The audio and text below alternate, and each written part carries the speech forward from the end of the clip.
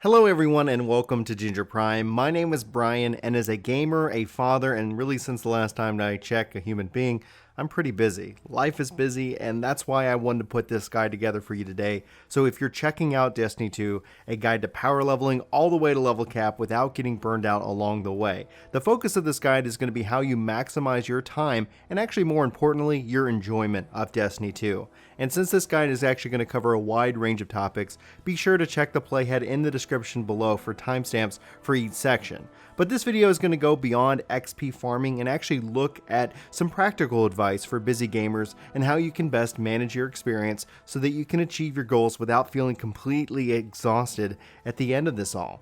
Now, before we do dive into the core of this guide, let me talk briefly about power leveling. We've covered this in more detail in another video, which is actually linked in the description below for you. But as a fast recap, just follow any and all of these star symbols that you see on screen. If I go ahead and pick on Crucible, for example, I can hover over this and you'll see that this is going to reward pinnacle gear. I just need to do 2 more matches in this case. Now, anything that rewards powerful gear is going to help progress me all the way to the cap of 1050. 1050 is the soft cap currently in the game at this season. However, you can take this up to 1060 by grabbing pinnacle gear, which is going to drop off of pinnacle activity. So once you hit 1050, the only thing that's going to progress you up to the hard cap of 1060 is that pinnacle gear. And then lastly, you're going to have your artifact, which is going to help extend your power even further. But now I think it's time to really dive into the core of this video, and that's to start with understanding XP farming and what it's actually good for in Destiny 2. So XP is used for 2 things in Destiny 2. First, it's for your Season Pass ranking. Each tier of the Season Pass is going to have the same level requirements for each, so it has a pretty consistent flow the entire time. Now, beyond the Season Pass, you're actually going to use XP to level up your seasonal artifact. This is going to have your power increase by 1 for each level you unlock, and it's unlimited in its cap. This will also unlock various mods for you to apply to your weapon and your character. Now, both your artifact and your Season Pass rank reset with each new season, so the long term, this needs to be viewed as just for fun content rather than a real push for power. However, let's talk about our seasonal bonuses first, and we'll talk about other ways you can maximize your XP this way. So you can see here right now at level 100, I have 32% EXP bonus plus another 8% for a small fire team XP boost. So at level 100, all in all, if I'm in a fire team and with my bonus here, I'm going to get a additional 40% experience. The seasonal fire team piece of this is going to add an additional 8 experience at level cap. Also, on top of bonuses here, you want to find a ghost shell here, in this case one that has guiding light. This is going to apply an additional 10% XP buff across the board. So you factor that in with just the seasonal boost of 32%, non-fire team boost, you're looking at an additional 42% XP boost. Or if you're going to go, and you probably should if you can at all possible, make sure that you turn in your bounties and things like that in a fire team, because that's going to net you an additional 8%. My Ghost also has a Crucible 10% EXP boost while in the Crucible, which is always real nice to have. So pay attention to your Ghost Shell, look for anything that has guiding light, and if you can't find one, you can always go check out the store. Traditionally, they'll have some ghosts here with that kind of perk listed for Bright Dust, and you're going to get Bright Dust, especially in bulk, when we cover pretty much bounty farming here in this guide. But just know that you want to pay attention to your Bright Dust store, and anything that's going to have that guiding light is something you want to acquire, because it's just going to make your experience all the better. Alright, so now that we have a better understanding of how to maximize our XP boost, let's go ahead and talk about our weekly, daily, and repeatable bounties that you can find in the tower or on any different zone vendor in the game itself. Now, your weekly bounties are going to be what offer you the most bang for your buck. So if we were on the moon with Eris Morn, same thing here with Shaxx, these are going to offer a base 12,000 experience, and you can see here they cost 1,000 glimmer. Now, if we move over into the daily bounties, you're going to find that these cost 250 glimmer, and they're still going to reward a decent amount of experience at 6k experience each. When we get into the repeatable, this is going to be where if you really got a glimmer to burn and you're looking for something else to do, this might be something for you. However, it would be far more advantageous, far more like progressive to be able to jump into an additional character and do it this way. Now, personally, I don't recommend that unless you actively really enjoy playing multiple characters. For me, the best thing that happened to me was just giving myself permission just to play Warlock and have a fun time with my Warlock. I do love my Titan as well, but I tend to just jump in there if I'm looking for just an additional experience or a different play style altogether. But notice the additional bounties, the the repeatable bounties, cost 3,000 glimmer, and at a base level are only going to reward 4,000 experience each. So you're not really getting a lot of bang for your glimmer buck here, so to speak. Now, like we said, your weeklies are going to offer your best. So what you really kind of want to focus in on kind of as a repeatable way is jump into the tower, grab your weeklies, especially from Banshee and the Prismatic Recaster, which is a part of the Season of Arrivals content right now. So now let's say you're actually trying to really maximize out your XP gain as a part of your gameplay loop or your session in the game itself. It's important to grab the weeklies that I just highlighted, but you also want to pick up your Strike playlist, your Crucible playlist weeklies as well. Those are important to hold on to and get completed each and every week because they're also going to fill you up with Bright Dust. They're going to keep you, I guess, in that currency, as well as, again, the 12k experience base is massive. When I say base, it's also taken to the fact that once you have those boosts that I was talking about, that's all going to be applied after the fact. So it isn't a 12k just flat reward. It's going to be applied to your XP buffs are going to apply to these bounty turn-ins as well. So if you can, make sure you're turning in your bounties as a fire team to get that additional like small fire team boost as well. So all this stuff adds up together. It's going to make an overall better experience for that loop. Now, after that, pretty much you want to focus in on a couple things. After you go to the tower and you grab all your weeklies, you want to head to the moon and grab all your bounties from Eris Morn, and then you want to head out to the Altars of Sorrow and actually complete those moon-based bounties.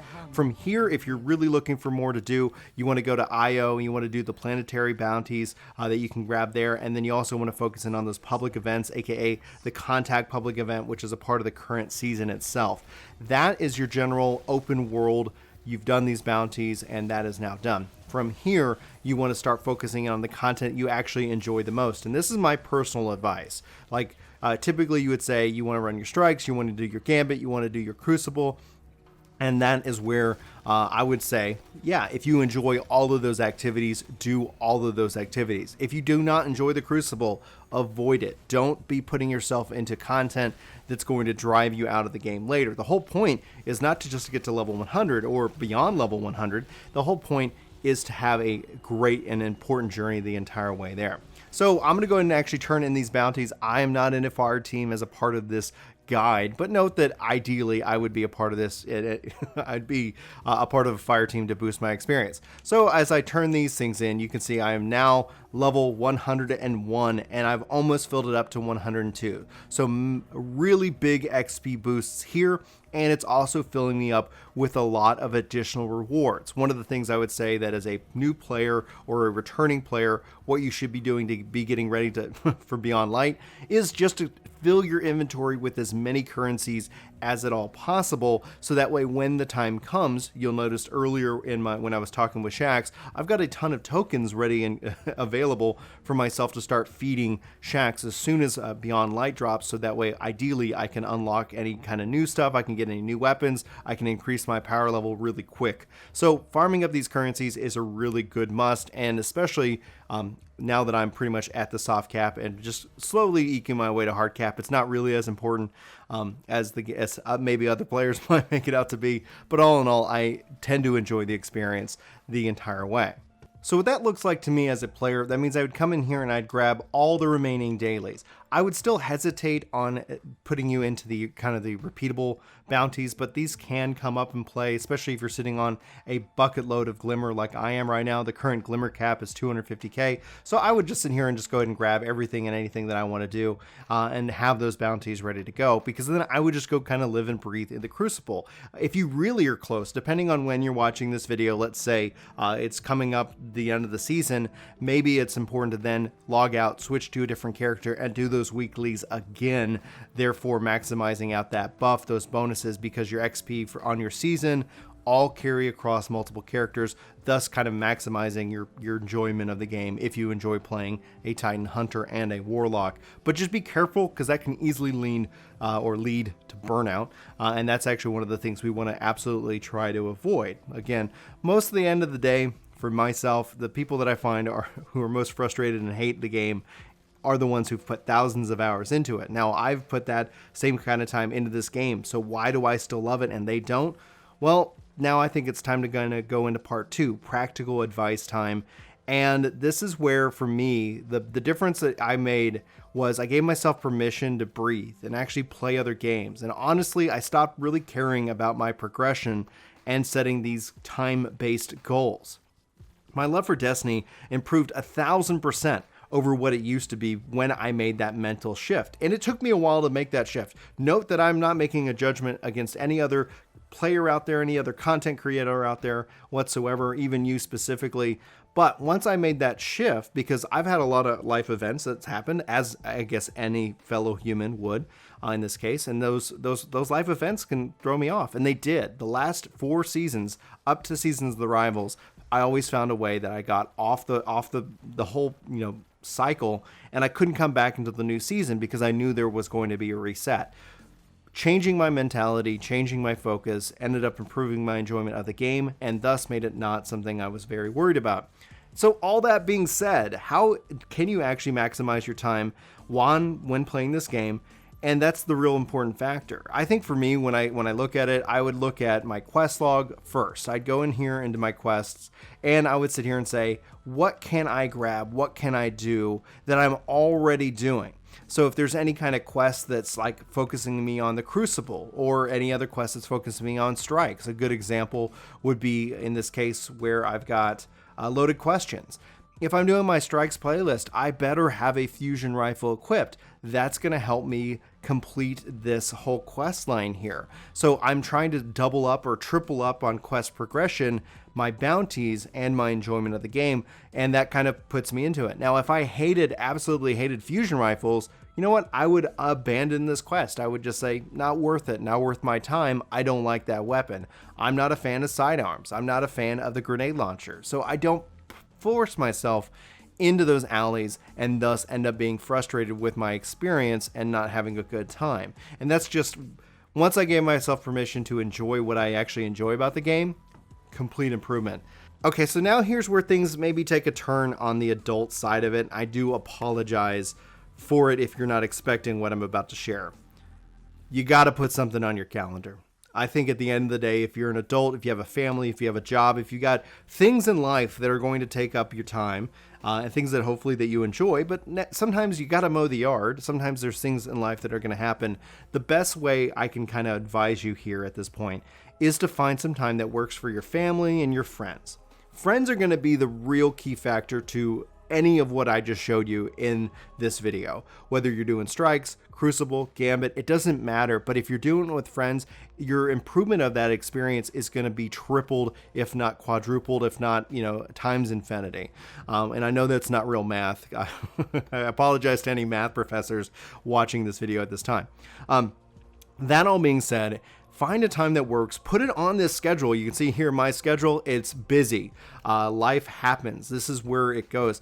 And I try to find time to put on my schedule, hey, I'm going to play either some Destiny, some Final Fantasy, some games that I really enjoy that investment game into, but they do require a little or a lot of bit of time. For me, I always kind of think of it as shaping the Grand Canyon. I just do a little bit every day or a little bit every now and then, and I'm going to make progress. That's why I don't actually gravitate towards the seasonal model that Destiny has put forth, namely because of that progress being reset.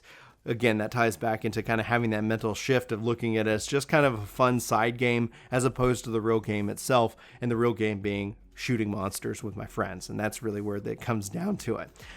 Anyway, so that's really kind of what I wanted to focus in on, because I think at the end of the day, sometimes you think of, I don't want you to have the mental mindset right that I'm showing you with the calendar saying it's a job, you should treat gaming like a job. Nobody wants that. I think that takes a lot of the fun out of gaming. However, you should make time for yourself, whether it's the same kind of concept for exercising, playing games, going out, with your spouse, or, dating. I don't know what you do. I don't know who you are, but whatever you end up doing, like, you make time for those priorities. And especially if you're like me, I have kids. I make time for my kids. I also try to schedule, not every day, mind you, be clear on that, but time that I can sit back, play some games once or twice a week, and make progress. And that's kind of that focus. And that's why a calendar, I think, at the end of the day, is some of the most practical advice I could give you, other than what we just showed off on maximizing your time in the game by doing these repeatable weekly bounties, by doing these repeatable daily bounties, and probably avoiding kind of the repeatable bounties that cost an insane amount of money. But with that, I think my voice cracked for the last time in this video. If you're keeping score, let me know how many how many voice cracks that I put in the comments below. If you have any questions about Destiny or games in general, let me know in the comments below. I'd love to hear from you. And if this guide was helpful and you feel like we earned it, I hope that you hit that subscribe button, you hit that like button, you share this out with your family, with your friends, anybody who's interested in jumping into this game and having a good time. Anyway, that's going to be it. I hope you come back for more content. And again, if you guys are interested in even more Destiny content, check out Epic Luke Radio. The link for Ginger Gaming Radio, my podcast channel, is in the description. I hope you check it out. And hopefully, I wish you all the best of luck getting the level cap and more. If you guys need any questions or need any videos, just let me know. I'd like to help make sure everybody's time with this game is as enjoyable as possible. But I'll leave it at that, and I'll thank you guys so much for your time and watching this video. For Ginger Prime, my name is Brian. Thank you for watching. Hopefully, I will see you in a future video. But until then, take care. This video is sponsored by me, Ginger Prime. Hopefully you'll check out my podcast channel, Ginger Gaming Radio, which we have lots of guests, lots of great conversations, and even more highlights. Links are in the description below. Let me know what you think. Thanks.